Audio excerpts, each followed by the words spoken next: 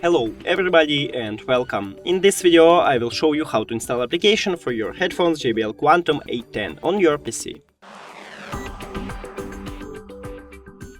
You have to start by opening the browser and write JBL QuantumENGINE download. Then click enter and open this link. Now click here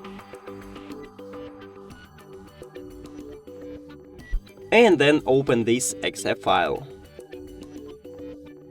Next, choose a directory here, but I guess I'll leave it. Then click next, accept, next, install. Finish. And we did it! Thank you for watching this video. If you found it helpful, please consider subscribing to the channel and leave the like on the video. It's really important to us. See you later!